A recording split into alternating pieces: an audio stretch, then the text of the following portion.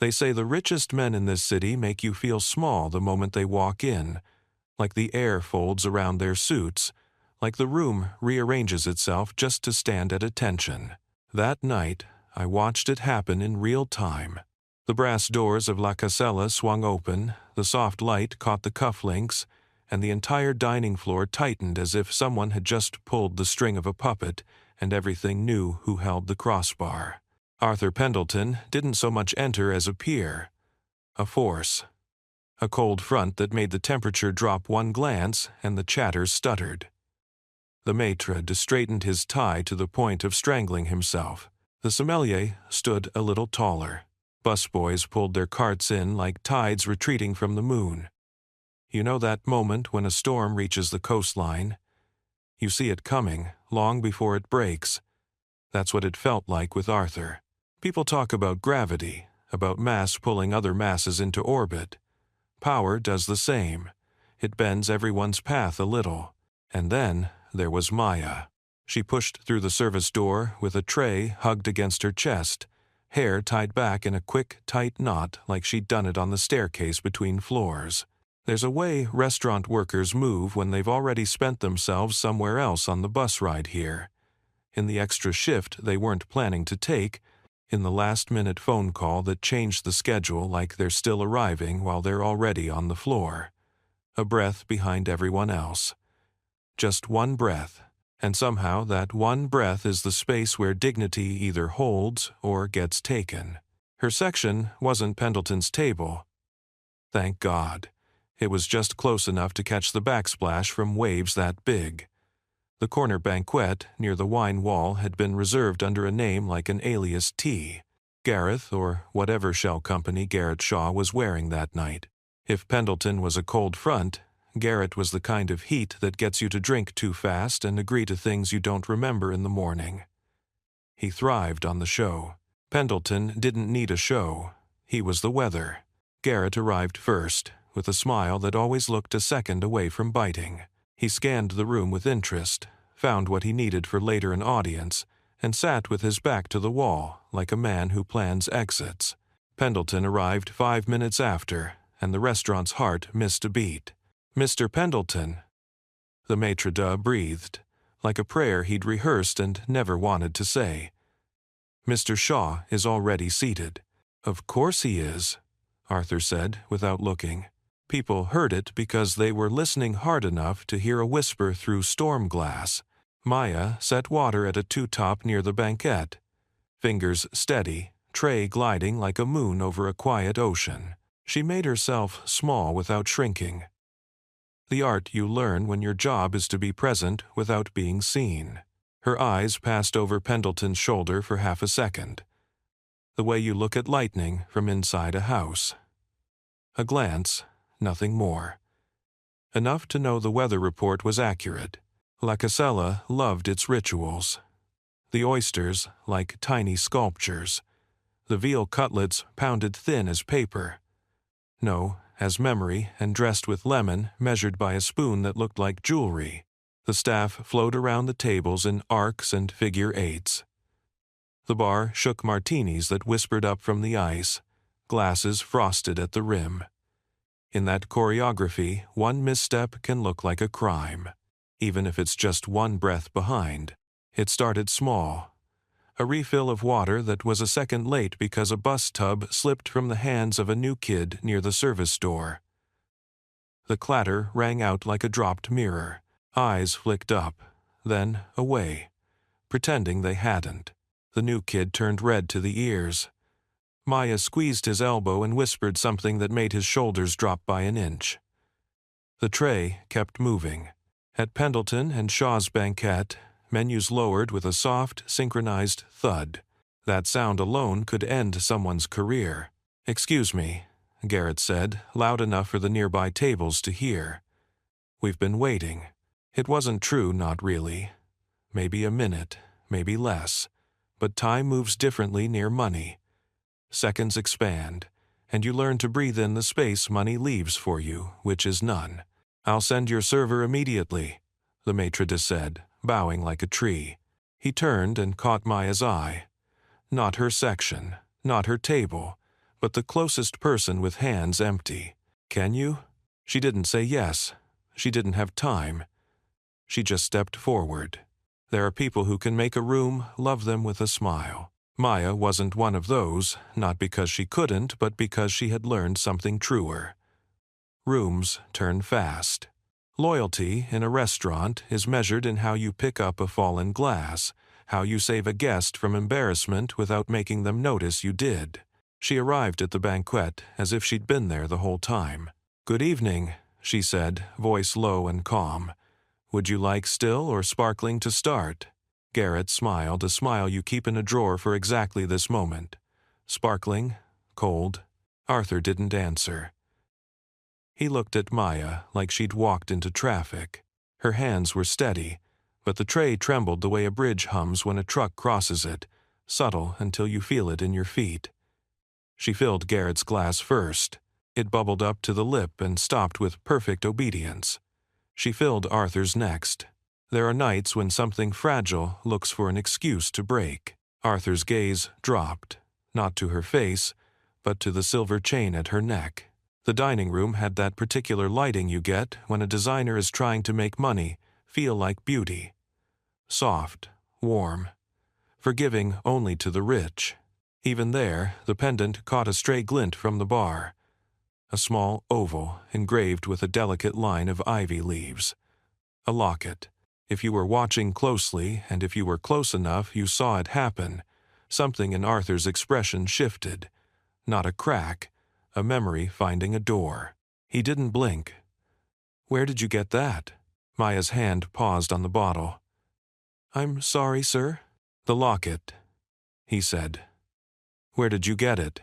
Garrett leaned back, delighted. "Arthur, are we doing fashion queries now? Should I be worried about my tie?" "Answer the question," Arthur said, still looking at the locket like it had spoken first. Maya touched the pendant lightly, reflex more than thought. A piece of her she reached for without meaning to. It was a gift," she said, and knew even as she said it that this answer wouldn't be enough. Not for this man. Not for that look. "From whom?" he asked, and the room felt like it leaned toward them, just a fraction, like a plant toward the light. If you've ever had a stranger speak to you as if you owe them the origin story of the small things that keep you together, you know the feeling that rose in Maya's chest then. Not anger, not yet. A tightening, the instinct to protect what is yours when life has taken most of the rest. "I'm sorry, sir," she repeated, voice level. "Would you like to hear tonight's specials?" Garrett clapped, softly. "A professional. I like her. See, Arthur, some people know their part. Chicken, fish, announce the chef's whims, take our order. No need for anything extra." Arthur's eyes didn't move. He was already somewhere else, some shoreline at dusk. "It belonged to my daughter," he said, each word a careful step on ice. "Sophie." You could have heard the flame under the creme brulee burner's pop. You could have heard the woman 2 tables away decide whether to pretend she hadn't heard. That's how quiet it got. Maya felt it like a change in pressure. She didn't know these men. She didn't care for them. But grief walks into a room, and it's a third person at your table. "I'm sorry for your loss," she said automatically. "Because it's what you say. Because it's what you hope someone will say to you even if they do not know how the loss sits in your body." "She's not lost," Arthur said, so quietly that for a second it sounded like a promise instead of a sentence. Then, "She died." Garrett exhaled through his nose, performative boredom back in place. "And tonight's specials are sadness," he announced to no one. Maya kept her eyes steady. I don't know anything about your daughter, sir. I'm here to take your order." "And as rocked." "You're here to answer my question," Arthur said. And this time the cold front returned, the demand that makes rooms tally who they will side with. The maitre d' took a half step closer, like a lifeguard ready to blow a whistle. The bar, quieted by 1 decibel. Power is an instrument. Some people play it like a violin, some like a drum. Arthur played both. Maya set the bottle on the stand. Hands free now. A small act of preparing for whatever came next. I can tell you the kitchen can hold your appetizers for 2 minutes while we sort this out, she said. Or I can come back when you're ready. You'll answer now, Arthur said. And only then did he blink. She touched the locket again, thumb finding the groove that years had made smooth. Did she owe him this? The story of a piece of metal? The path by which it had come to rest against her collarbone like a hand she trusted? She thought of the rent due next week, of the student loan statement that took her breath each time it appeared like a ghost in her mailbox, of her mother's text that morning. Take care of yourself tonight, okay? And how care, for people like them, was a verb that required work. Okay, she said. I'll tell you what I know. Garrett leaned forward, delighted. Finally. A story. I was 18, she began, the words stepping carefully as if the floor might shift. Working at a diner upstate, the kind with coffee that tastes like it's been holding the light for hours. An older woman used to come in Tuesdays. She sat at the counter, always left me exactly $2 no matter the bill. She wore this locket every time. One day she didn't come. A week later, a boy I knew showed up with a box. He said she'd asked him to bring it to me if she didn't make it out of the hospital. Inside was this. And you kept it, Arthur said. Yes? Not because you knew where it came from, he pressed, but because a stranger left it to you. We weren't strangers, Maya said, and felt a different kind of heat now. We just didn't know each other's last names. And Mastode was his prive, and in quote, Garrett clicked his tongue. Tender, salt of the earth. Arthur, will we be eating at some point?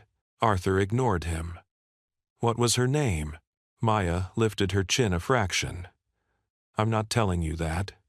She trusted me. I'm not breaking that for your curiosity. The room recalculated its loyalties. You could feel it like watching an audience lean toward the hero in a movie. There are moments when someone refuses to be small, and something in everyone else gets taller in response. Arthur's jaw tightened. That locket is the same make, the same engraving, the same... He stopped. Memory isn't linear. It catches you and drags you sideways. He saw a winter light on a sailboat deck. He saw Sophie's hair sticking to her cheek in the rain, her laugh up in the rigging. He saw a birthday morning when he'd come home just long enough to put a small velvet box on a table and say, "Open it, honey." And then the call that cut the ribbon between before and after. It's the same, he said, and this time it sounded like surrender. Maya softened just enough to breathe. Maybe it is. Maybe it isn't. But I can't give you more than I have. Which is a story and a shift to finish. Garrett clapped again, louder. Bravo. And now, food. Arthur's gaze lifted, finally, to meet hers. For the first time since he'd walked in, he looked at the person instead of the problem. He must have seen the circles under her eyes that makeup couldn't quite paint over, the way her shoes pinched because shoes you stand in for 10 hours a day always do, the way she kept her voice calm because calm is a kind of armor, when your bank account isn't one. He drew breath to say something sharp. Momentum is a habit, and then something else happened. Not a miracle, not absolution, just a decision. Tell the kitchen we'll start with oysters, he said, voice suddenly ordinary. And the veal. And whatever dessert your pastry chef wishes he were famous for. Of course, Maya said, grateful for any version of normal that let the floor hold steady. I'll put that in now. She turned to go. And, Arthur said. She paused. He looked at Garrett, at the room, at the long, mirrored bar that had reflected dozens of nights exactly like this. You can apologize in 1,000 ways. You can buy your way around it. He had spent years doing both. But grief makes a person honest because everything else is too heavy to carry. I'm sorry, he said. It wasn't loud. It didn't need to be. The words set down between them like a piece of furniture that had always been in the room, and they'd simply not noticed until they stubbed their toes on it. Something unclenched in Maya's shoulders. Not forgiveness, more like a ceasefire. "Thank you," she said, and meant it. In the kitchen, tickets snapped out of the printer like small flags of surrender. The line cook on sauté cursed the veal, because he always did. The pastry chef stopped pretending to not listen. He said, "Whatever I wish I were famous for?" she asked, half daring, half hopeful. "That's the lemon tart." The expediter rolled his eyes because of course it was the lemon tart. The tart was perfect. It was the kind of perfect that made you want to cry if you were the crying type over butter. Maya's hands moved on their own, autopilot with intention. She called orders, replaced waters, smiled at a table of tourists who asked what a veloute was and pretended not to hear the bartender's joke about serving sorrow neat. She wanted the night to be ordinary again, but in her chest the locket felt heavier, as if the small oval had become a coin paid to cross a river.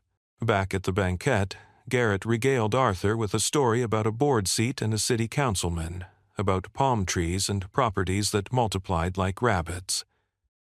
He was testing the fence for weaknesses. He liked finding them. "You know," Garrett said, "I could make your permitting pain go away in Shoreline. A call, a party, a check with the right signature, in exchange for well. You know how this dance goes." Arthur cut through his drink with his eyes, swallowed something he wished were stronger. "I know how every dance goes. I invented half of them. Then say yes." Before we get distracted by jewelry profiles and kitchen tragedies, Arthur set the glass down, memory rippling the surface. "Not tonight." Garrett grinned. "Oh? Busy morning? I thought we'd scheduled that for fiscal Q4. Arthur didn't look at him. He was still looking at the swing of a silver chain, how it had looked on Sophie's neck when she ran down the dock with a towel like a cape. I said, "Not tonight." He's also with a stole with an namand, save as starred he. Maya delivered the oysters with the grace of someone who has carried fragile things through rooms full of people who might not notice if she dropped them until they stepped on the shards. Garrett lifted one, slurped, and made a crude noise to remind the room he didn't respect it. Arthur didn't reach for his. "Go on," Garrett said. "Try not to taste your feelings," Arthur said without looking at him. "Do you remember 5 years ago, the day after the storm? The phones went down. We sent the crews anyway. We signed the papers without reading them. We agreed to the indemnities because money can level a beach faster than the tide. Do you remember? And then dollars. I remember you dragging me to the dock like a man who thought he could hold the water back," Garrett said, bored now that the story didn't end with his advantage. "I remember hoping," Arthur said, and the word was quieter than the room deserved, "that she'd come home. That I could fix something by buying something else." Maya pretended to adjust a knife to avoid looking at him. "You learn to give people privacy in public. It's one of the only dignities this job lets you offer." "I'm not signing anything tonight," Arthur said finally. "Eat your oysters, Garrett." Garrett raised both eyebrows. "An attack of conscience or indigestion? Either way, you're making this very dull. And over wustard, the lays to the knob. And a not 10. Then go," Arthur said, and the temperature around the table dropped a degree. "Take your show somewhere else." Garrett laughed. He didn't leave. When Maya turned away, the maitre d' drifted into her orbit like a satellite. He kept his voice low, rehearsed. "He gave you a hard time? It's fine," she said, which is what you say when nothing is fine and you don't get paid to make it so. "If Mr. Pendleton speaks to you again in that tone—" "I'm okay," she said, too quickly. "I've got it." He nodded, approving her dignity, which is what management does when they can't give you a raise. At table 12, a woman celebrated a birthday with a sparkler and a cake, the tiny fire throwing light like confetti. At the bar, a man proposed and the room clapped. Happiness loves witnesses. In the corner, an older couple held hands while pretending to argue about the proper way to eat a mussel. And everything existed at once, the sweet and the salt, the apology and the arrogance, the two paths a person can take after grief. When Maya returned with the veal, she could feel it before she heard it. The pressure building again. Arthur watched her approach. Garrett sharpened his smile. "Careful," Garrett said lightly as she set down the plate. "Wouldn't want you to drop the world," he said in Heprog, to them. She didn't. She never did. But it's a funny thing, the world is always heavier when someone tells you they could hold it better. Arthur cleared his throat. "What's your name?" "Maya," she said, then cursed herself for giving him the first thing she'd kept for herself. "Maya," he repeated, trying the weight of it like a key he wasn't sure fit a lock. "You said the woman who gave you the locket, she trusted you." "Yes." "Then I'll ask you to trust me," he said. "A little." She almost laughed. "Why would I?" "Because I'm going to ask you to forgive me," he said. And that's not something I've ever asked anyone for in public. It landed heavy, not because of who said it, but because he meant it. Garrett groaned. "Oh God, he's doing sincerity. Quick, someone bring the cameras." Arthur ignored him. He looked at Maya like he was looking at a cliff he had to climb without a rope. "I was cruel to you. I'm sorry. I can't take it back, but I can decide to be different for the next 2 hours. Let me start there." Maya stood very still. People think forgiveness is a door you can open on command. Mostly, it's a window, a thing you lift when the air gets too stale to breathe. She lifted it a little, enough to let the night in. "Okay," she said, and the room exhaled.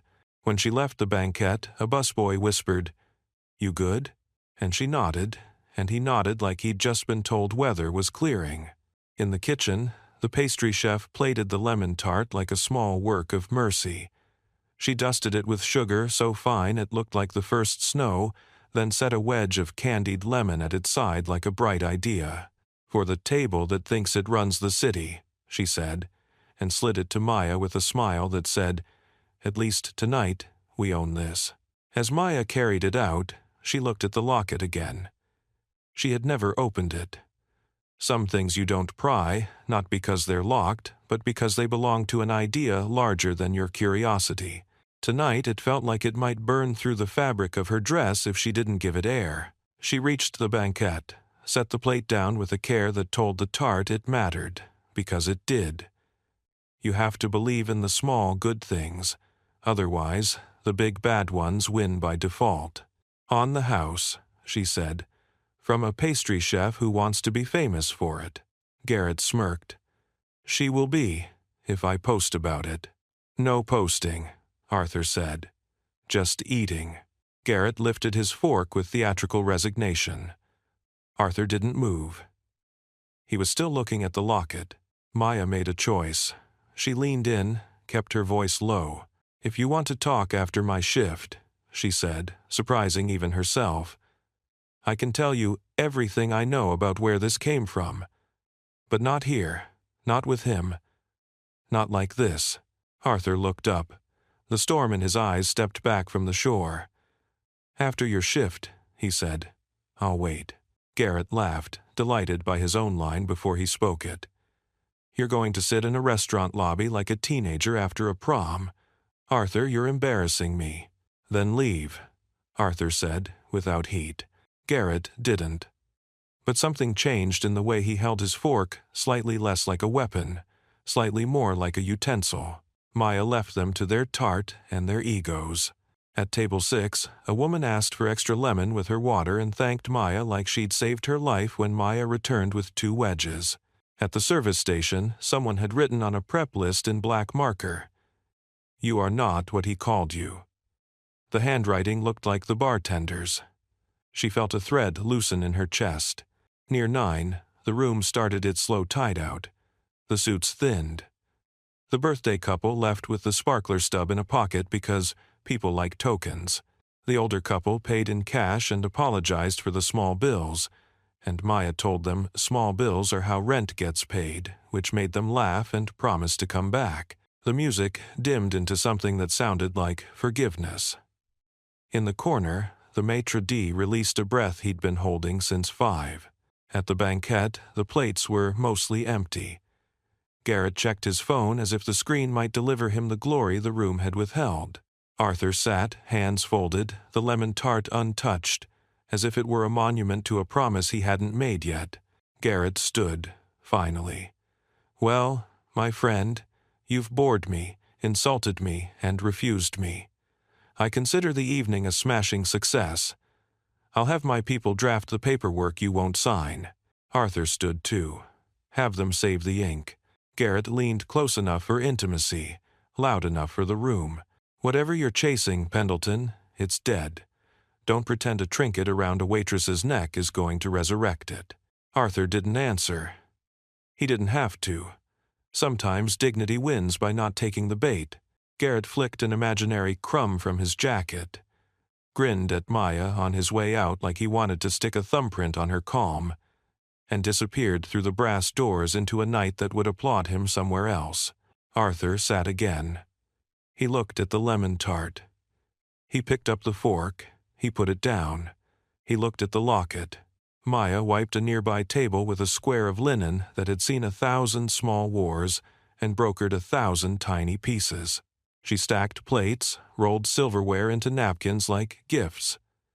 She did the math in her head tips so far, minus cab fare, plus the 20 she owed her friend for spotting her last week. She wondered what it meant that a stranger had seen her locket and said a name that made the room fold in on itself.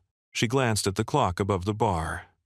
Another 40 minutes and she could punch out. Another 40 minutes and she would see what happens when grief and pride meet in a lobby with tile that makes every step sound important. At the service door, the new kid balanced a tray he wasn't ready for. Maya reached out, steadying the edge with one finger, and he gave her a look like she had saved him from drowning. Maybe she had. Little rescues count. They add up. They build the kind of life you can stand in, even when the wind tries to push you over. The maitre d' approached again, and this time he was not the manager in a suit, but a man whose father had died slow, and who had learned that a good apology is a bridge you carry with you, just in case. "If you need me," he said, "I'm here." "Thank you," Maya said. She meant it. At 5 to 10, the floor was as calm as it ever gets. The bar hummed at the exact frequency of relief. The kitchen passed around a plate of failed crostini, because failed food tastes as good as perfect food when you've been on your feet this long. The pastry chef slid the last lemon tart into the fridge like putting a child to bed. Someone put on a song that made the dishwashers dance with their elbows. Maya took one last lap through her section, collected last checks, told 2 men they could stay as long as they liked because the corner was theirs until close. She folded her apron in half and then half again, tucked it into the pocket of her backpack like she was tucking away a version of herself that belonged only to this room. She looked at the locket. She took a breath. Out in the lobby, under light that made everything honest, Arthur Pendleton sat on a bench built to make rich people stand. He looked smaller than he had an hour ago. Not diminished, human-sized. The way a mountain looks different when you're standing on it instead of staring at it from a highway window. She walked toward him, and the sound of her steps on tile seemed louder than they should have been. He stood. They looked at each other like people at a border, unsure of the language but determined to cross. "Thank you for waiting," she said. "Thank you for not throwing me out," he said. "I almost did," she said, and he smiled. A real one this time, tired and warm and a little broken around the edges. "Fair," he said. "Can we talk?" And that is where the night took a turn quietly, without trumpets, just 2 people choosing to stay in a lobby and tell the truth about a piece of silver and the storm that carried it here. It's funny. You expect redemption to arrive like fireworks. Mostly, it shows up like this. A heavy door.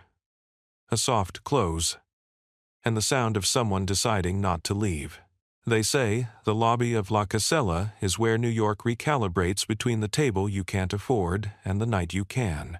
Marble underfoot, a flower arrangement so extravagant it counts as a sculpture, a mirror that gently edits the truth of your face. Beneath all that shine, the bench was still a bench. It creaked like any old wood when Maya sat a careful distance from Arthur Pendleton. Security glanced over, decided nothing was breaking, and returned to looking important near nothing. A hostess finished closing tabs and whispered goodnights into a headset that only sometimes listened. Outside, a taxi sighed, doors opening and closing like punctuation. "Before we start," Arthur said, hands on his knees the way a man holds himself together, "I want to say the apology again, without an audience this time. I was cruel. That's on me." Maya nodded once. The locket warmed under her palm, the metal remembering body heat and deciding to keep it. "Thank you," she said. "It matters." He waited, like a student who suspected there was a second part to the assignment. "But an apology doesn't buy you what you want from me," she added, and watched it land. "It doesn't purchase my story." "I'm not trying to buy it," he said, and his voice had a tired honesty like a light left on so a child isn't afraid. "I'm trying to understand something I've pretended not to be haunted by." Maya looked at him properly then. The jawline you saw in magazines, the graying at the temple that stylists softened for CNBC, the kind of eyes that looked like they cataloged weaknesses for sport until you realized they were just very, very good at seeing. Tonight, they looked like the eyes of a father who had outlived a plan and couldn't figure out what to do with the spare parts.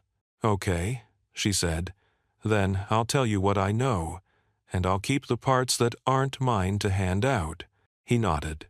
She began where the story had begun for her, a diner off the highway where the coffee tasted like it had held the day up on its back.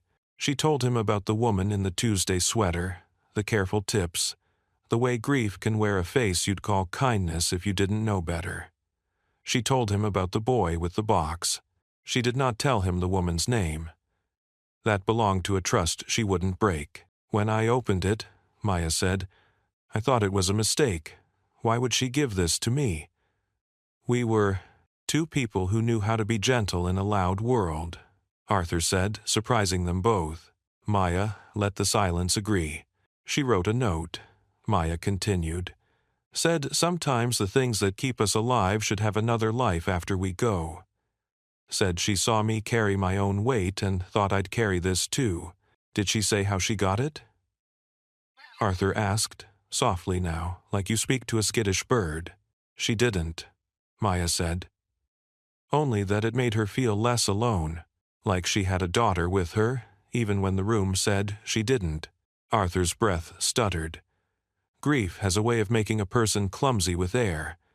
He looked like a man who had stepped on a memory and it had cut. "When Sophie turned 16, he said, because he needed his version in the room too, I gave her a locket. Her mother had chosen the ivy motif. For what grows even on stone," she said. "We were on the back deck in late afternoon light. I was on my phone, half the time. I remember because I hate that I remember that part too. You're allowed to be a person in your memories," Maya offered. "I was a calendar in a suit," he said. Sophie loved the water. She said the locket made her feel like the boat had a compass even when the sky didn't. The day the storm was supposed to shift. We told ourselves we had time.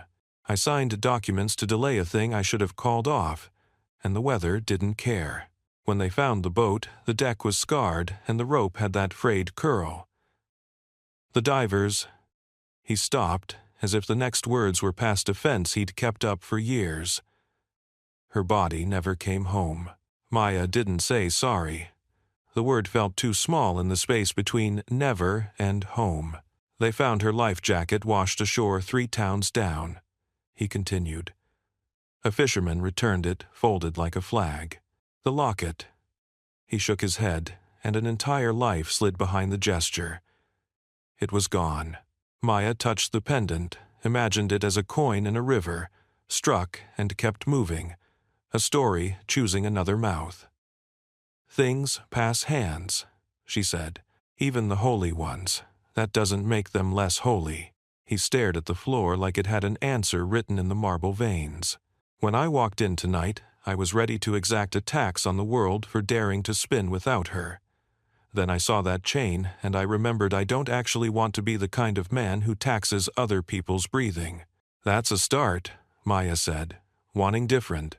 Hen dies and has hen not it was not was love, as not it was the mine. I want to know," he said, and there it was, the ache and the demand braided together. "How it got from her neck to yours." "I can help you with the middle of that sentence," she said. "The part that went through a woman who sat at my counter on Tuesdays and folded napkins into cranes. The part where she held it like it warmed her bones.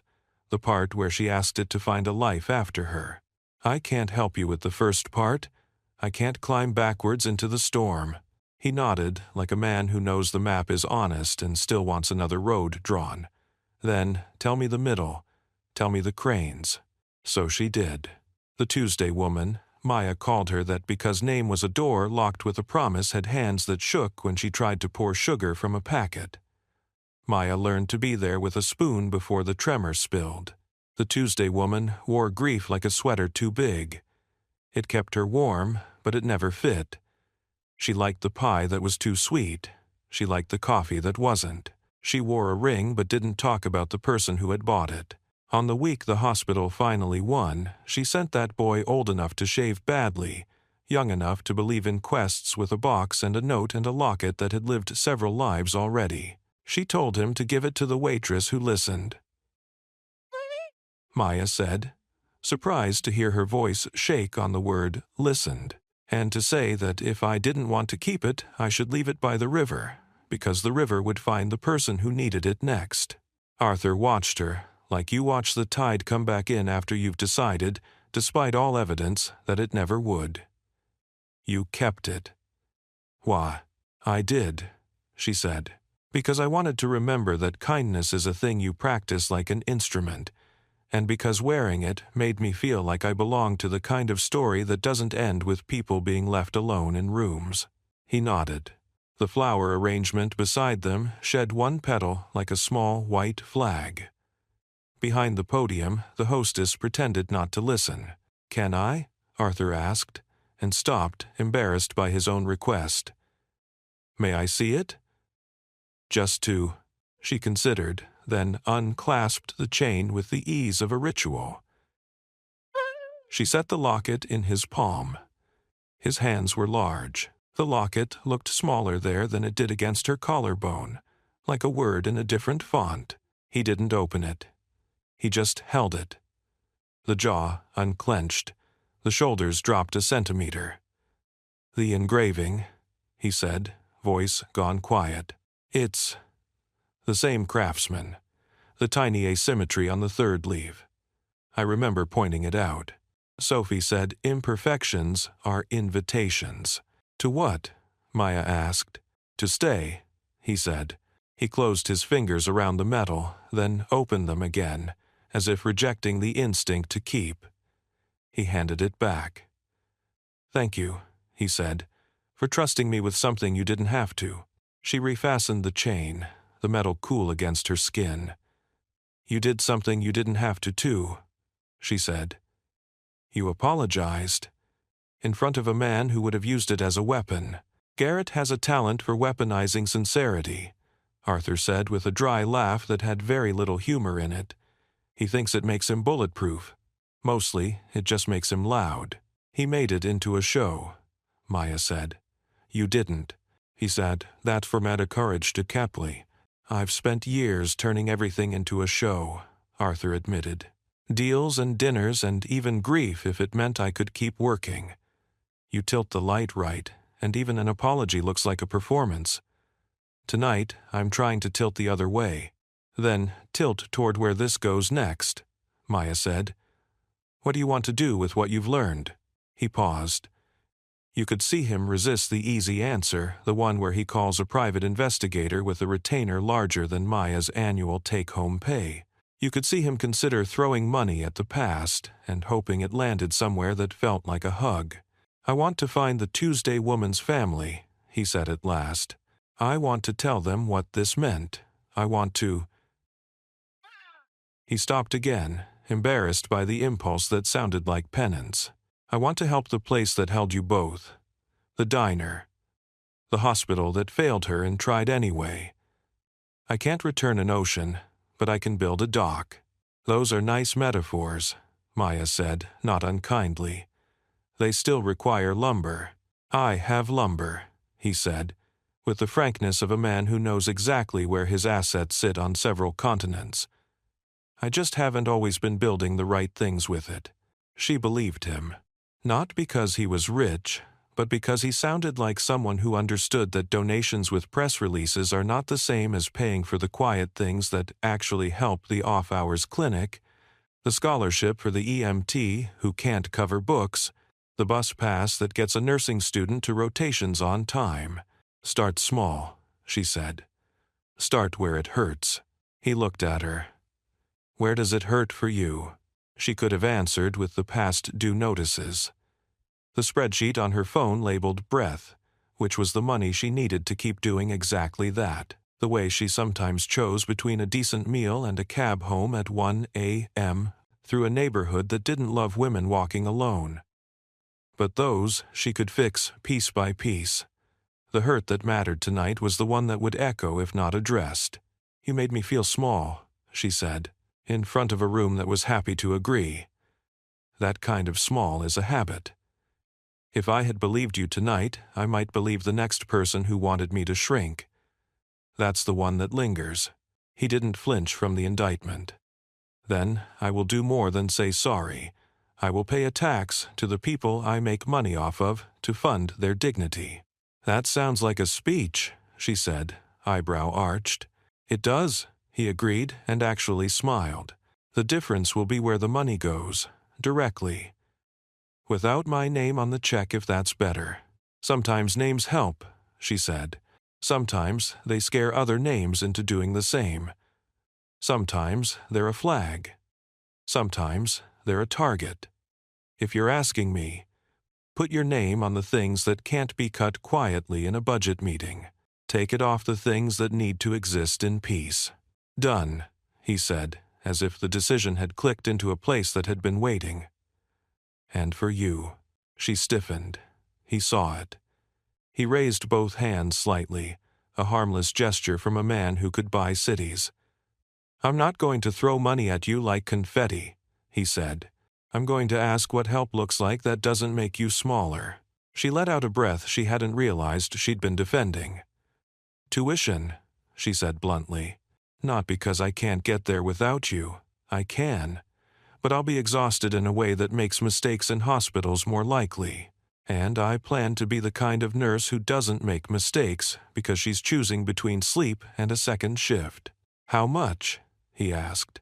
And when she named the number, his eyebrow didn't twitch. "Books?" he added. "Exam fees? Transport? All the unglamorous things," she said. "Yes." "Done," he said again. "With a structure you control, not a leash. A ladder." She studied him. "You talk like a man who just discovered the difference." "I'm learning," he said simply. They sat in that small, strange peace, two people who'd walked into a storm from opposite shores and somehow found the same piece of dry land. "Tell me about Sophie," Maya said then, "because you offer the thing you would want offered to you if the order were flipped. Not the headline, the person." He closed his eyes for a beat, and when he opened them, the air between them changed. "She was fast," he said, and smiled at the word. Not in the way rich kids get called fast. Fast like she learned languages by listening to music in them. Fast like she could tie a bowline in the dark. Fast like she finished her homework on the subway and then used the time at home to make pancakes for dinner. She had this way of looking at a problem like it was daring her to have fun solving it. When she was 5, she told me she would be the first person to politely refuse gravity. "That's a great line," Maya said, laughing softly. She wrote it on a post-it and stuck it to the refrigerator, he said. It stayed there long after we replaced the refrigerator. We just stuck the old door in the garage for the magnet board. When she died, I stood in that garage at 2 in the morning and stared at the word gravity until it stopped meaning anything. Placet and Roline saw his too. They let the hum of the HVAC fill in the places words couldn't. My wife and I, he began, and swallowed. We lasted another year. Some people grow together around a crater. We took turns falling in. I'm sorry, Maya murmured, this time using the word not as a bandage, but as a recognition. She remarried, he said, to someone gentler. I don't blame her. I remarried my calendar.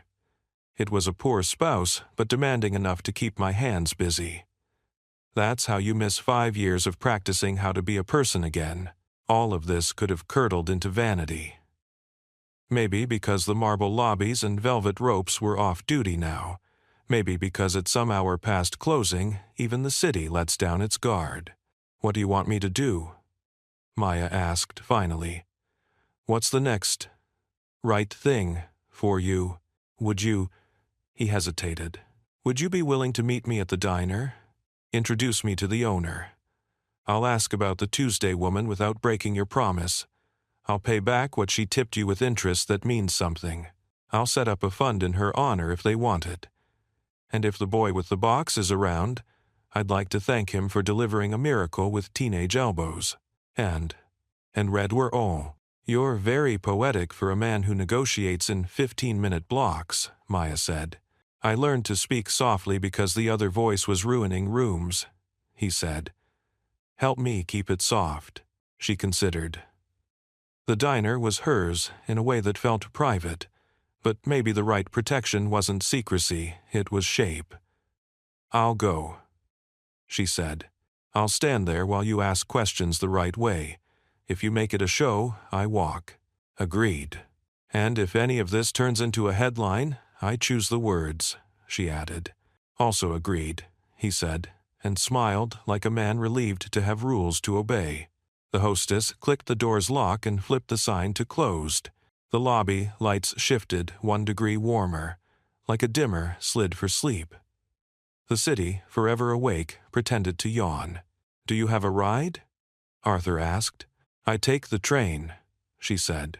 I can have a car take you, he offered, then caught himself. If you want a car, if you don't, I'm not offended. Tonight, she said, thinking of the late platform and the way shadows shapeshift in certain stations. A car would be good. He nodded, sent a text that sprinted through the night and returned with a black sedan and a driver who knew how to hold his body like polite invisibility. When they stepped outside, the air was crisp in the way that tells a city it can smell the river if it remembers to try. Before she slid in, Maya turned back. You didn't eat the lemon tart, she said. He looked almost sheepish. It felt like a party I hadn't earned an invitation to. Careful, she said, half smiling. You're turning decent. It's contagious. I hope so, he said, and his breath fogged the night in a small cloud that looked like a speech bubble for a cartoon version of himself saying, I hope so. The car door closed with an expensive thud. The city kept breathing. In the rear view, Maya watched Arthur stand on the curb like a man waiting for an older version of himself to catch up and apologize. The drive home was quiet. The driver didn't try to fill it. Maya looked at the locket reflected in the window, a tiny moon pinned at her throat. She thought of the Tuesday woman's smile, of the boy with the box pressing it into her hands like he was handing over a quest, of her mother's text earlier, and the relief of being able to say, I'm safe. Home soon. On her block, the car idled while she unlocked the front door with the stubborn deadbolt that stuck when it rained. Before she got out, the driver handed her a sealed envelope with a business card and a note in a hand that made letters into architecture. For Maya, it said, not strings. A start. A.P. She didn't open it until she was in her small kitchen with the flickering bulb. Inside was a single page. A commitment to cover tuition, books, exam fees, transport. The money would be routed through a third-party scholarship fund to her account, anonymized if she wished, with disbursements tied only to enrollment verification, not grades weaponized as surveillance. At the bottom, P.S. If you change your mind, say the word once and it stops. No explanations owed. She snorted. Practicing consent like a grown-up, she told the locket. Maybe miracles come with paperwork. She taped the page inside a cupboard door where she couldn't see it unless she wanted to. Then she texted the number on the card, tomorrow, 4 p.m., Upstate Diner. Come without a tie. The reply came back fast. Understood. Thank you. She brushed her teeth, which felt like an act of optimism. She set her alarm and, for the first time in weeks, believed it would wake her from sleep instead of from a night spent on the cliff edge of worry. The city made its nighttime noises. Somewhere, a siren negotiated with the dark. Somewhere, a couple fought and then remembered to laugh. Somewhere, a pastry chef went home smelling like sugar and victory. Morning brought light through blinds that needed dusting. She made coffee that was more hope than taste, put on jeans and a sweater that knew how to be gentle to a body that had carried too many plates, and tucked the locket under the neckline where it touched skin, and did that odd thing made courage feel like a physical temperature. The Upstate Diner looked exactly like a place that would survive the end of the world and still serve hash browns. Vinyl booths, napkin dispensers that refused to give you just one, a waitress named Dottie, who had been there long enough to remember the grand opening special. When Arthur walked in, he looked like a painting hung in the wrong museum.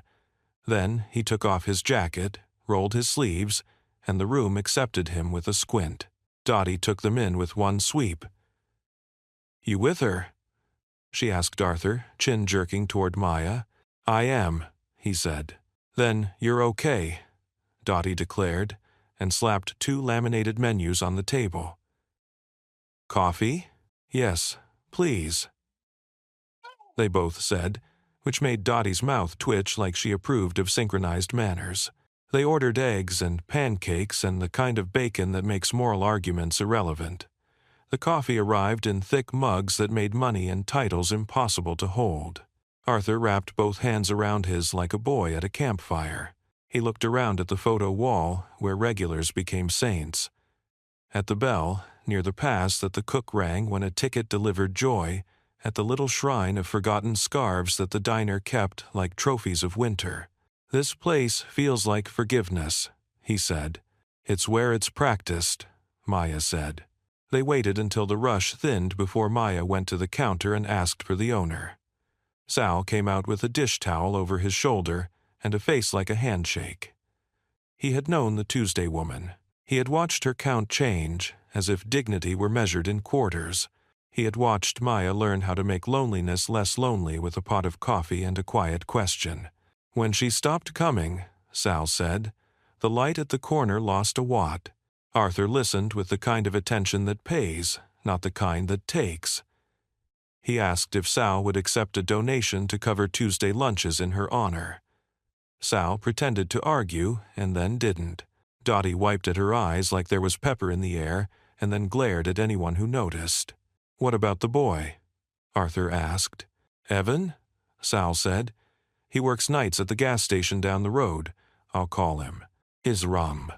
Evan arrived with bedhead and the pride of a teenager entrusted with a story that had grown in the telling.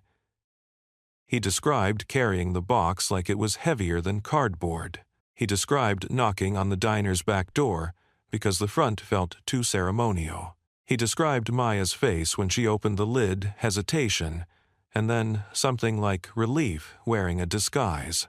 "I didn't do anything," he insisted, cheeks pink with the attention. "You delivered a bridge," Arthur said. "People make monuments for less." Evan looked at Maya, and she nodded as if to say, "Take the compliment, kid. It's a warm coat." He took it. When the plates were just syrup maps and the coffee had gone from hot to honest, Arthur asked if they could step outside. The autumn air smelled like apples, pretending to be cities. In the parking lot, he took a breath that looked like a decision. "I'm going to tell the board I'm out of the shoreline deal," he said. "Garrett will howl. The papers will call me soft. The market will twitch. I'll live." Maya raised an eyebrow. "Because of a locket? Because of a line between what I can rebuild and what I can't?" he said. "I've been pouring concrete into a hole that isn't shaped like money. I'm going to pour it where I can fit scaffolding for other people. Scholarships, a fund at the hospital in Sophie's name, an emergency grant for restaurant workers who need a night of safety. Quiet, unless loud, helps." And he looked around, found the diner sign blinking open like a heartbeat. "And a commitment to apologize in public as easily as I bragged before. I want my habits to turn rooms kinder, not colder." "You'll mess up," Maya said, "because truth served straight is a kindness." "I will," he agreed, "and then I'll practice fixing it." They walked back in. Sal rang the bell for no reason, which was the same as all the best reasons.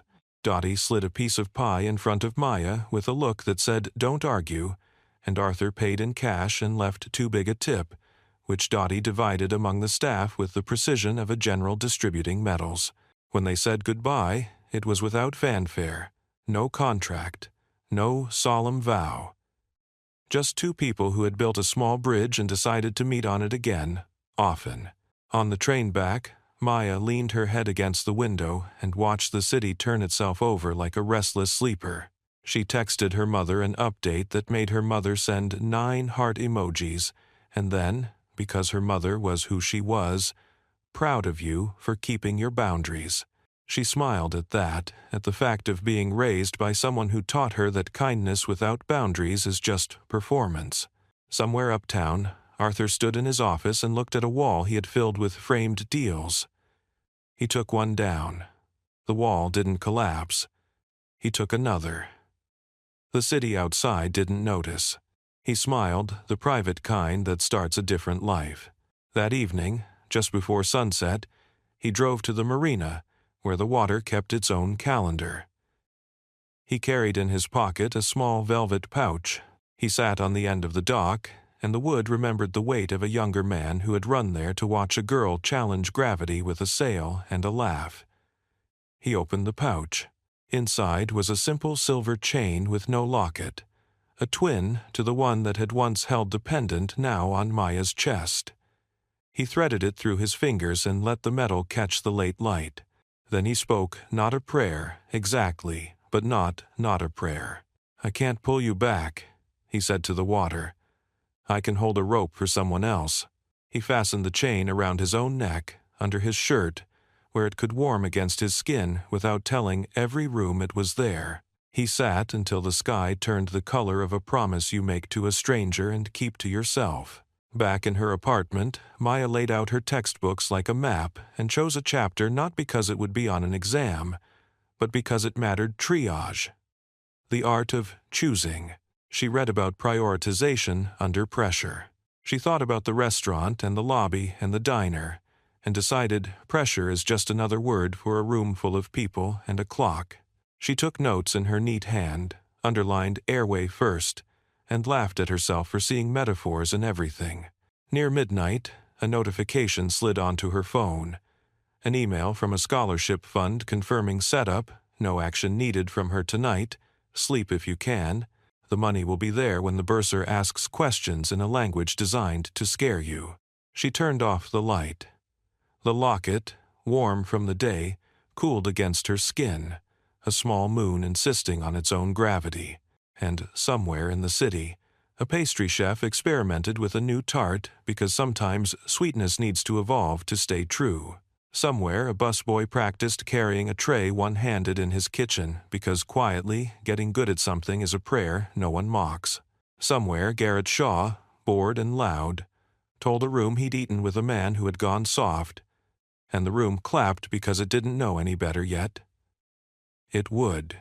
You don't know it in the moment how nights like that bend a life, how a locket finds a voice, how a man decides not to sign his name where it doesn't belong, how a waitress becomes a nurse who will one day stand in a room and measure which breath to save first. But you feel it. The way a tide slides under a pier. You feel the ground shift a fraction and decide to trust the new angle. Tomorrow, they would meet what came next. Tonight, they slept like people who had made one good choice and were letting it teach them the next. If you've ever tried to change your life in a city that profits off your habits, you know there's always a chorus that wants the old song back. It's catchy, it sells, it makes certain men rich enough to tip badly and still be applauded. By noon the next day, the chorus had a lead singer, Garrett Shaw. He didn't call Arthur. He called a columnist who owes him favors and enjoys adjectives that bruise. By 2 p.m. A headline sashayed across the business page like a dare. Pendleton blinks. Is Wall Street's coldest shark going soft over a waitress and a trinket? Not locket, trinket. That's how you keep a room on your side, make the holy sound cheap. Arthur read it at his desk with the calm of a man who has already decided which house is on fire and which isn't. His assistant Sana, the kind of brilliant you only appreciate if you've ever tried to schedule 3 CEOs, a senator, and a grieving father into the same quarter hour, stood in the doorway, eyes asking questions her job description didn't allow. It's accurate that you turned down dinner with Garrett after dessert, she said dryly. It's inaccurate that you threw a lemon tart at his head. Arthur almost smiled. I wouldn't waste good pastry. She stepped in, placed a folder on his desk. Board prep, shoreline. They'll be furious. They're not wrong to ask why, he said. We will give them a reason that isn't PR perfume. Is this about the locket? She asked carefully. It's about not pouring concrete into a hole that doesn't fit, he said. It's about building the dock where I can reach someone drowning. Sana nodded. That small, respectful nod of someone who knows the power of a decided mind. Then, let's tell them that. In numbers they respect. They built slides, projected cash flows that looked shiny until you traced the supply chain to the neighborhoods the sea eats first. Risk maps that turned red around the places where regulators get purchased. A line titled Intangible Cost of Becoming the Villain. They won't like that last one, Sana noted. They don't have to like it, Arthur said. They have to see it. One in the heaven done. In the afternoon, Arthur's phone chimed with a text from an unknown number that followed his name around rooms where decisions wore cufflinks. Heard you're sentimental now. Want me to set up a photo op at a soup kitchen? He stared at it, then did something he wouldn't have done a month ago. He didn't reply, and he didn't throw the phone. He turned it face down and went back to the column on seawalls versus scholarships. At 4 p.m., the boardroom was as warm as money gets. Long table, leather chairs, a view designed to do half the argument. Garrett wasn't on the board. He preferred to influence rooms he could leave without voting, but he'd managed to send a proxy in the shape of a smirk. Victor, a man who could sell ice to men drowning and convince them it was their idea. Arthur, the chair began, tone that kindergarten teachers and capitalists share when someone's colored outside a line. We've read the headlines. I've read the projections, Arthur replied, sliding the deck forward. Let's talk about the storm you can see from this window. They talked, they argued. They circled the word fiduciary like a hungry cat around a fishbowl. Arthur stood anyway. I'm out of shoreline, he said. The reputational drag alone. Victor snorted. You used to trade reputational drag for breakfast. What is this really, Pendleton? Did some pretty face make you hear violins? Sana's eyes flicked like a warning light. Arthur didn't look away. I'm redistributing risk to places where my name can do more than make a headline. If your appetite is only for returns measured in basis points, then you're free to eat elsewhere. The chair cleared her throat. Let's not light matches. Arthur didn't. He did something worse. He lit lamps. He talked about retention in an industry that burns people like fuel, about the cost of cynical talent who sign their names and leave their soul at reception, about the line where a brand ceases being armor and becomes a target. He didn't mention Maya. He didn't mention the marina. He mentioned numbers that said the same thing those memories did if you know how to read. They didn't vote that day. They never do when a man like Arthur says, "I'm choosing something you can't put on a slide." But the room tilted. He could feel it. Power bends paths. So does a decision held long enough to outlast the jokes. When he left, Sana matched his pace. "You're going to get hit," she said. Hard. He was had 5, 5, 5. "I'm getting good at staying on my feet," he said. "Block the round tables. If someone wants a quote, use this. We build what lasts. That includes trust." No elaboration. She nodded, thumb already composing. He didn't head back to his office. He took the elevator down, past the polished lobby that smelled like teak and ambition, out into the honest air where taxis confess and pigeons own the sidewalks. He walked, hands in pockets, like a man practicing ordinary. At a crosswalk, a delivery guy almost clipped him and apologized without looking. "It's okay," Arthur said, and meant it. At the diner, the bell over the door remembered him. Dottie gave him a once-over, approved the lack of tie, and poured coffee with the authority of a judge. Maya was late, by which I mean on time for a person whose bus had decided schedules were suggestions. When she pushed in, the room brightened 3 lumens. Arthur didn't stand up. He didn't need to. Some greetings are eye level. "How did the board take it?" she asked, sliding into the booth. "Like medicine," he said. "They swallowed because they didn't want to look sick." She smirked. "I read the column." "I didn't," he said, and the choice sat between them like a new piece of furniture they both liked. Sal came over, shook Arthur's hand the way working men test the sincerity of a suit, and took 2 omelet orders with a side of, "Don't worry about it."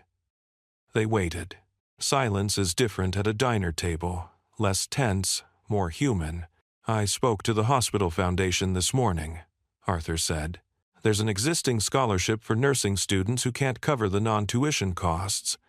Commuter passes, licensure fees. I'd like to endow it. Quietly at first. Loudly if that protects it." Maya stirred her coffee. "That would have saved me 3 months of choosing which bill to ignore." He nodded.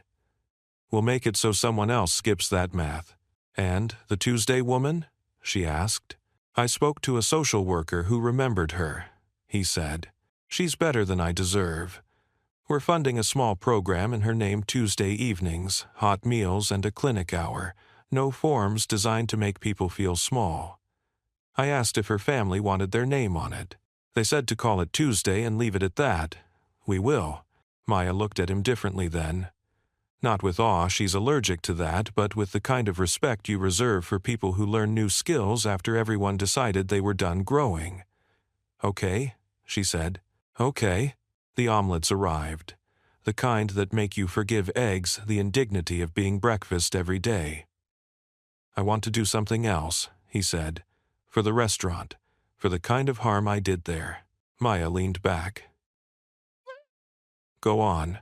I want to stand up in that room, the same room where I tried to take your dignity and say I was wrong. Not the kind of wrong that hides behind if you were offended. Wrong like a statement you can't hedge in the footnotes. I'll ask the owner if we can hold a service industry night. Free dinner for staff from around the city. Cross the house and talk about tipping like a moral practice, not a generosity hobby. I'll put money into a fund that covers sick days for workers whose restaurants pretend sickness is a personal failing. And I'll say the 2 words men like me are allergic to. I'm sorry." Maya studied him. "You understand you can't make it about you." "I do," he said. "I'll be the part that leaves the room quieter than it found it." She smiled, small and fierce. "If you do this, you go to the back, talk to dishwashers. You talk to line cooks whose English comes 10 words at a time. You look managers in the eye and tell them the schedule is not a weapon. You keep your speech under 3 minutes. You thank the pastry chef by name. Her lemon tart deserves a statue," he said. "Yes," Maya agreed. "But a raise is a better material than bronze." He took that note like a man who intends to pay it. Deal. They ate. They talked about the boy, Evan's, physics homework, and how to barter a free tutoring hour from a college kid using only pancakes and admiration. Arthur pulled a napkin toward him and wrote a quick budget. Line items that never make glossy reports. Bus passes. Child care during night shifts. A replacement for knives that were dull enough to be dangerous. "This is the unsexy side of redemption," he said. "It's my favorite." Dottie refilled their coffee and muttered, "You two look like you're planning a heist. If the loot is kindness, leave town by sundown, they'll come for you." She walked away before either of them could say she was right.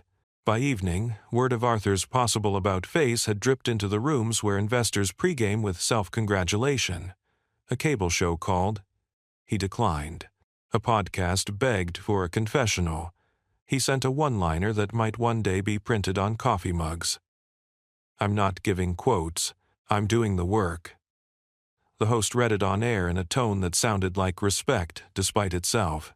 The restaurant event came together faster than you'd think, because sometimes the universe clears its throat and a plan arrives fully clothed. The owner agreed, not because of the PR, but because she'd raised 2 kids through double shifts and knew what it costs to keep a dining room from becoming a battlefield. The pastry chef baked 6 lemon tarts and wrote a grocery list like a manifesto. The bartender swore off snark for the night and practiced making martinis that tasted like apology and stopped at 1. Flyers went up in back rooms around the city. Service night, no suits unless they've earned it. Bring a pay stub, leave your pride at the door. Pick it up at dessert. On the night, the restaurant looked like a family wedding where everyone has done time on a line. Dishwashers laughed with bartenders. Hosts compared stories about the most ridiculous reservation requests. 2 women from a hotel banquet crew hugged like soldiers meeting after a battle. The music wasn't trendy. It was soul that makes your feet honest. Maya worked. She wasn't there to bask. She ran plates because feeding people is better than applause. She wore the locket under her shirt because the night wasn't about a talisman. It was about a room learning how to heal itself. Arthur arrived without fanfare, tieless, sleeves rolled. He didn't shake hands at the door like a candidate. He greeted the dishwasher first, like Maya had told him. "Thank you for making every plate possible," he said, and meant it. He told the prep cook the mirepoix had saved more nights than he could count. He asked a busser how many plates he could carry. The kid showed him, grinning, and Arthur clapped like a proud uncle. When it was time, and only because Dottie shoved him toward the low stage by the bar, whispering, "Go talk, moneybags, then get out of the light." Arthur took a breath. The room quieted on instinct, as rooms do when currency other than cash is about to change hands. "I came here last week," he began. "I made a woman feel small because I was drowning, and thought I could breathe better if someone else couldn't. That's not a metaphor I'm proud of. It's just accurate. I was wrong." He let the words settle. No varnish, no management of perception. He continued. "Men like me talk a lot about efficiency. Tip percentages, table turns. We treat grace like a side dish, but I've been reminded that dignity is not a variable. It's the plate everything sits on. When I knocked it, the room shattered. I'm here to say I'm sorry.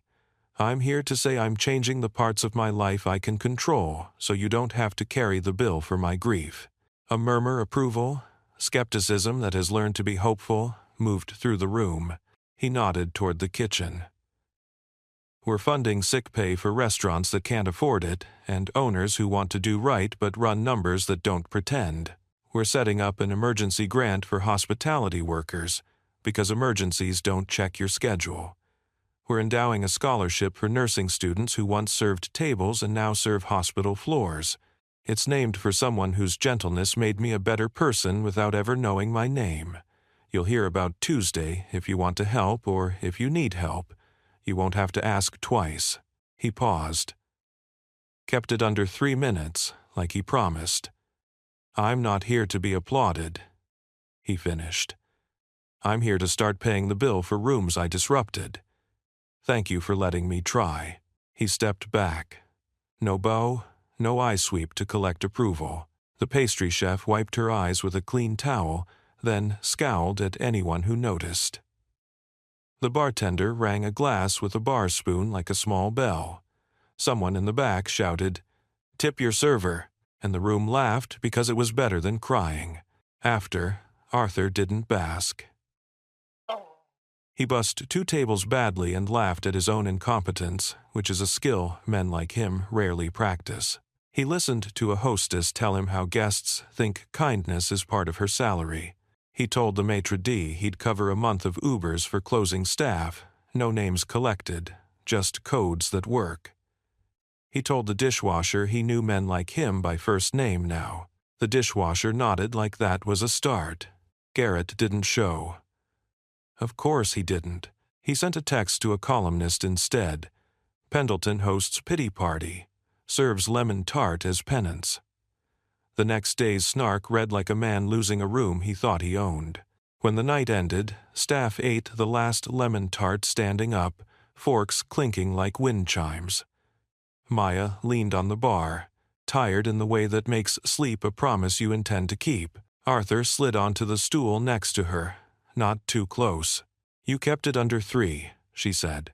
"I wanted to say more," he admitted. "You were right to make me stop."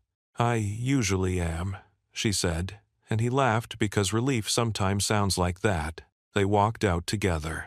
On the sidewalk, the city smelled like rain, even though the sky was clear. He looked lighter. Not absolved, there's no such thing, but redistributed. Like a load-bearing wall replaced with a beam that can hold the upper floors. "I told the board today I'm out of shoreline," he said. "Officially. And they'll survive," he said. "I expect calls. I expect knives in articles that call themselves objective. I expect people to say I'm doing this to court a different market. Maybe I am. The market where I can look my name in the mirror and not see an invoice. Let them talk," she said. "Rooms learn, slowly and then all at once." He nodded. "Tomorrow, I'll visit the hospital. Bring paperwork instead of flowers. They need the first more." "Bring both," Maya said. "Paper feeds programs. Flowers feed the part of the hallway that thinks it's always winter." He took that like instruction and blessing. "I will." They stood there a second longer than necessary. Not romance. Something quieter. The feeling of having spoken the truth and been allowed to stay. "Good night, Arthur," she said. "Good night, Maya," he replied. He watched her walk toward the subway, only then remembered. "Wait," he called, jogging a few steps. "Car?" She shook her head. "Tonight I want the train. I want the normal version of safe." He accepted that. "Text when you're home," he said, then grimaced at his own audacity. "If you want, if you don't, I won't ask again." She smiled. "I'll text Dottie. She'll text you if I don't check in. That's the chain of command here." He saluted, mock serious. "Yes, chef." On the train, a busker played a cello like he had smuggled a cathedral into the car. "People put in change because you should." Maya closed her eyes and let the low sound smooth something inside her ribcage that had been rough too long. She texted Dottie. Dottie replied with a photo of the dish pit conquered and a caption, "Tell Moneybags you're home." He asked nicely. He were sewed 70. Across town, Arthur stood in his kitchen at a counter that had seen too many solitary meals. He opened the fridge, found the old door he'd kept for the magnet board. The post-it still there. Politely refuse gravity. He ran a finger over the letters, like a man reading Braille for the first time. He made tea like a person training himself to choose gentle. He looked at the silver chain under his collar and let it warm to his skin. In the morning, a new headline appeared, not a brazen shout, but a column written by someone who still believes rooms can get kinder. A billionaire said, "I'm sorry," and funded sick days. Maybe that's news. Maybe it should be normal. The tide had moved a fraction. That's all tides do. It's enough to redraw a map. Meanwhile, Garrett hosted a dinner with men who wanted the old song louder. He toasted to clarity and the market's correction and the way sentimentality costs real money. Their laughter echoed in a room with too much glass. Outside, the wind didn't care, and somewhere in a hospital break room, a nurse who once served tables found a flyer on a bulletin board. Tuesday evenings, hot meal, clinic hour, no questions asked. She took a photo, texted it to 2 friends, and added, "This looks real." The friend replied with a heart, and then, because she had learned, "Let's go together. Hisod, my 11 record of the conted wyant that I weighed." That afternoon, the board voted conditional approval to exit Shoreline, provided Arthur found an investment of comparable return with less reputational drag. He had one. He slid a proposal across the table for a community health initiative that made almost no immediate sense on a spreadsheet and absolute sense if you believed money could be levers instead of trophies. "We won't look like geniuses next quarter," he told them. "We will look like adults in 5 years." The chair looked at Sana, then at Arthur, and said the sentence that reroutes rivers. "We'll pilot it." He left the room feeling like a man whose spine had decided to be made of bone and not fear. He texted Maya 1 line. "Service night Tuesday fund launch. Done. Hospital meeting at 2. Wish me the small kind of luck." She replied with a scalpel emoji and a lemon emoji. He laughed alone in an elevator that smelled like cleaning fluid and potential. Late that evening, when the city tilted toward its quieter setting, Maya opened her textbooks again. The chapter was wound care. She read about how to clean edges without making them bigger, how to close without trapping infection, how to admit when you need a specialist. She smiled at the medical poetry hiding in prose and wrote in the margin, "Apologies are antiseptic. Policy is the stitch." Then she snapped the book closed and did what people do when the day has already been long and the next will ask for your best. She set an alarm, placed the locket on her nightstand for once to cool alone, and fell asleep faster than she thought she could. Outside, the city exhaled. Inside, 2 people who'd been strangers at a table that tried to make one of them small dreamed different versions of the same dream. A room where a person could carry a tray or a title and still be given the same measure of grace. Some endings don't announce themselves. They arrive like a clean shift change. One person takes a breath. Another sets down a weight. The week after service night, the city wore that small difference the way a shoulder wears a hand that says keep going. Arthur spent his mornings in rooms that smelled like disinfectant and resolve. The hospital foundation signed papers with him around a table that had seen more fundraisers than revolutions. He declined the photo on the staircase with the oversized check. Instead, they took a picture of the supply closet after it was restocked: compression socks, blood pressure cuffs, clipboards, a laminator that worked. The caption was a sentence only a few would understand. "Everything you asked for." Yes, that too. He dead. Every problem in him has 10 crease. No. The Tuesday evening's program launched quietly. Hot supper for anyone who showed up. 1 hour of clinic staffed by a rotating crew of nurses who knew how to translate bureaucratic Latin into human. No forms that began with a demand for your sorrows. A sign taped to the door in block letters said only one rule: leave dignity in place when you go. Maya kept moving. She worked double shifts to step down to single shifts when classes started. She signed up for basic life support research, bought a second-hand stethoscope that warmed quickly in her hand, and sorted textbooks into stacks labeled "Feel Doable" and "Pray for Me." At night, she traced diagrams of the heart like a map back to herself. Garrett didn't stop. Of course he didn't. He fed a slow drip to outlets that liked their heroes cold. Pendleton on the back foot. A headline hummed. A talking head shook his head the way men shake their heads when they sense a seat at a table shifting out from under them. It would have worked once. The chorus still wanted the old song, but something had changed in the key barely enough. Sana protected Arthur's calendar like a paramedic protects a pulse. "You're not doing performative contrition," she told him. "We'll do 3 things well, and then we will nap." She sent him into the city with itineraries that said, Diner, Hospital, Union Hall, back in time to be a human before bed. He learned to eat regular food at regular times. He learned the names of the people who buzzed him into buildings. He learned to bring tissues to meetings that needed them and not apologize when he cried first.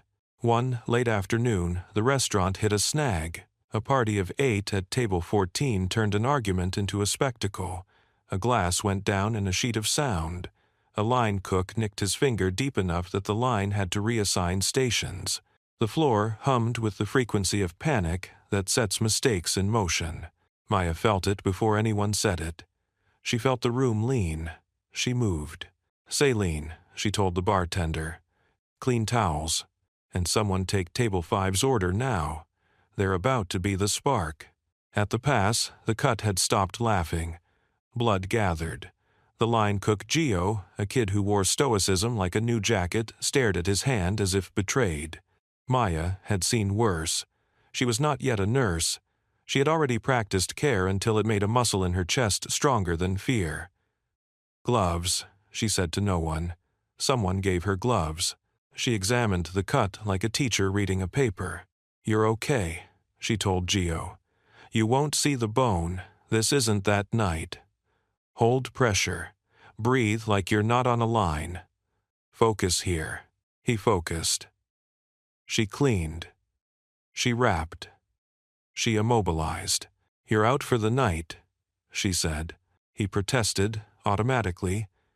She shook her head, already moving to the next small fire. Table 14's argument about an anniversary and a phone she slipped in, defused, split the check, made them both feel like the bigger person without lying. She helped the new kid reset the dropped glass station, teaching him the sweep toss sweep like a dance. She turned a restaurant back into a room. Arthur arrived at the tail end of the storm with a box of paper goods from a supplier who owed him a favor and a bouquet under his arm because Maya had made him a believer in the usefulness of flowers. He took it in the controlled chaos, the hum, the shift back toward okay, and found Maya at the service station, breath steadying, eyes still scanning. "You triaged a dining room," he said, like a man applauding a symphony only the conductor hears. "Airway first, then bleeding, then other people's bad decisions," she said, managing a smile that glinted like the edge of a well-honed knife. He handed her the bouquet, eucalyptus, and something sunny without making a speech. "For the hallway that thinks it's winter," he said. She laughed. She tucked the stems in a clean pitcher, placed them on the service shelf where every tired set of eyes would rest for 1 second longer than they needed. The room shifted a millimeter toward gentler. 2 nights later, the hospital hosted a small gathering in a break room with mismatched chairs and a bulletin board that had outlived several chiefs of medicine. It wasn't a gala. It was coffee and cookies, a fruit tray, and a whiteboard with bullet points that mattered. Bus passes, childcare vouchers, prepaid license exam cards. Arthur spoke last and shortest. "My daughter loved to fix things with her hands," he said. "I can't do that. I can do this. If you need something that isn't on this board, say it. If I can't fund it, I know people who can. I can also bring more cookies." A nurse laughed and then cried in the same breath. Another said what people say when their lives inch toward a version where the math of survival doesn't always dominate. "This feels like a pressure valve." Someone rang a little celebratory bell near the fridge because hospitals collect bells the way restaurants collect wine keys. Afterward, Arthur lingered to help stack chairs. Men like him aren't supposed to be good at it. He had become competent. On the way out, he stopped by a plaque near the elevators. It listed donors' names in engraved order, gold for people whose money bought the building's bones. There was a new line near the bottom, small and stubborn. Tuesday. No last name, no first. The plaque caught the light like a quiet joke only a few were in on, and somehow that made it bigger. The next Tuesday, the diner thrummed with the early dinner rush when a woman came in with 2 children, and that particular look, a math problem on a face, a week that forgot to be kind. Dottie guided them to a booth like a shepherd. The Tuesday program's flyers were stacked at the register. One slid toward the woman's hand as if programmed. She took it. She read. Her shoulders lowered an inch, then 2. "Tonight?" she asked. "Tonight?" Dottie said. "And next Tuesday? And the one after that? And if you need a ride, we've got a list of people who like to drive for good reasons. Who haven't friend? And dead, and the Canuck. Who haven't friend exclude." Maya watched from the counter, heart learning a new beat called It's Working. That same evening, Arthur visited the marina again. Not to talk to ghosts, he had learned ghosts prefer listening. He sat with Sana on the dock bench, both in jackets, both watching teenagers practice knots with cold fingers. "You know the board wants a narrative," she said, a touch of grin on the word. "They always do," he said. "You've got one," she replied. "It's just messier than they like. Messy is how you know it's real," he said, and watched a kid's fingers fumble and then get it right.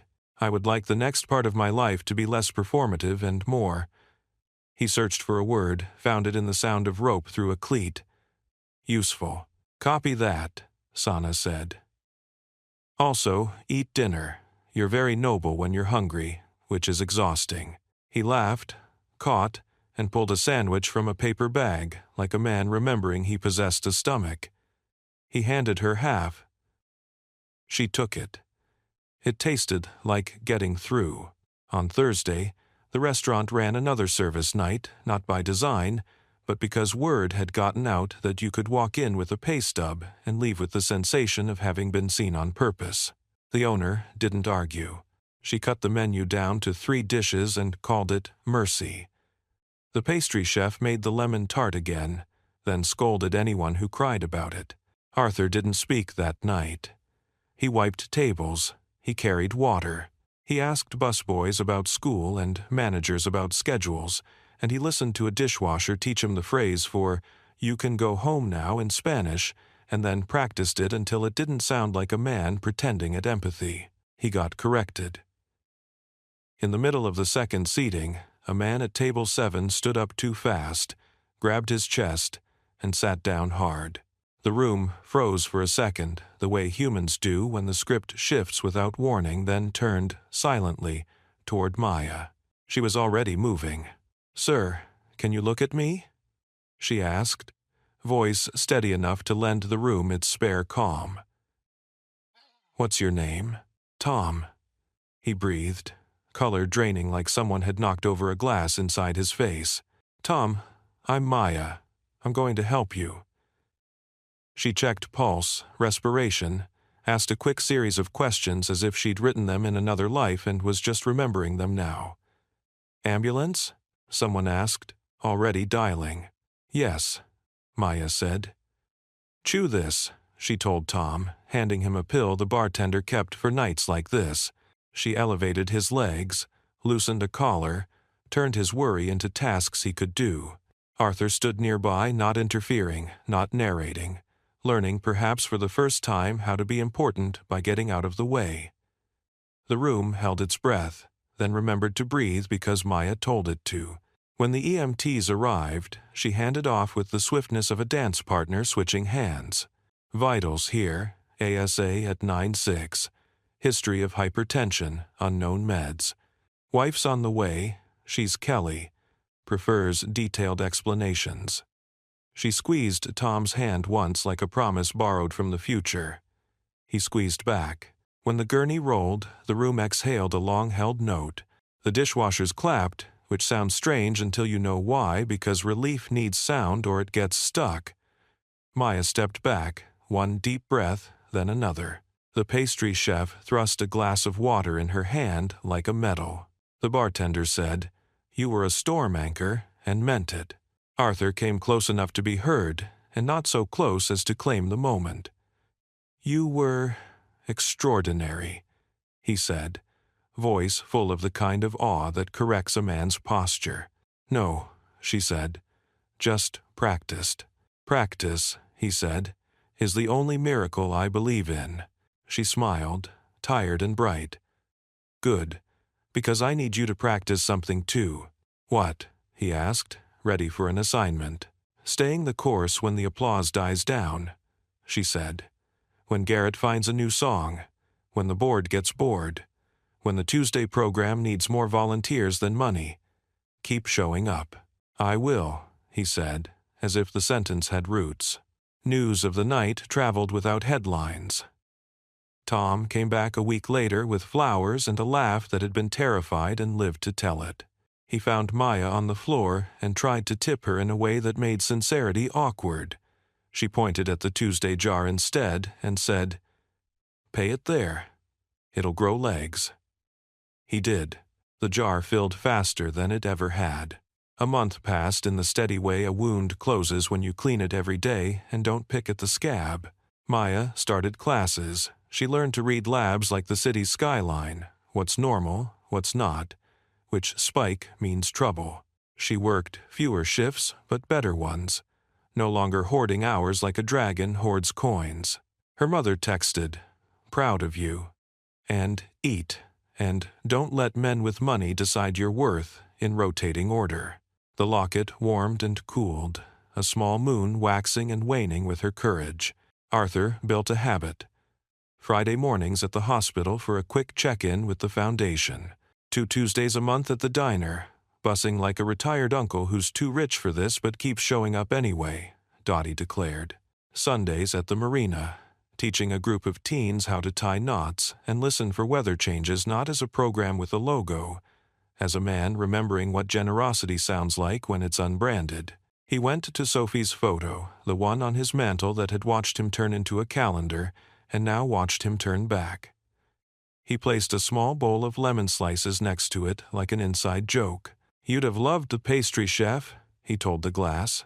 "She doesn't suffer fools. You never did either. And I think it was Chopris." He wrote a note for himself and stuck it on the old fridge door with the galaxy of magnets. Remember the asymmetry on the third leaf. Imperfections are invitations. It felt like a map back out of rooms he used to get lost in. One evening, he and Maya walked along the river after her shift, a rare hour with no agenda except noticing the sky make decisions. They talked about the practical and the impractical with equal seriousness. Which shoes could handle 12-hour clinicals without making a foot hate a life? How to design a Tuesday kit for volunteers with clear instructions and snacks. What book had recently made either of them feel changed? A passing jogger glanced twice, the way people do when they're not sure if they just saw a billionaire in a sweatshirt carrying takeout from a diner like a normal person. He had. It didn't have to be a headline. At a bench, they Saturday. The city glowed the way cities glow when they've earned it. Maya turned the locket between finger and thumb and said, "Sometimes I wonder how it got to me. The part before the Tuesday woman. The space between a storm and a box." Arthur nodded. "I do too," he said. "But the not knowing is maybe the point. It means the world is full of hands you'll never see. It means a kindness can travel through years and rooms and find a throat to sit against. Hey, is this right it?" She let that be true. "Maybe one day," she said. "I'll give it to someone who listens on Tuesdays." He smiled, soft. "When you do, it'll be a new story. Not a second-hand one. I think Sophie would like that." They walked back. The city kept its promises the way it always does, half true, often late, surprisingly tender if you catch it on the right corner. As for Garrett, he kept singing. People kept leaving the room a little earlier than they used to. Headlines got tired of him as a subject loud doesn't age well. He threw a party, and the photographs looked like a man trying to outrun a mirror. He did not stop being rich. He did, eventually, stop being relevant to this story.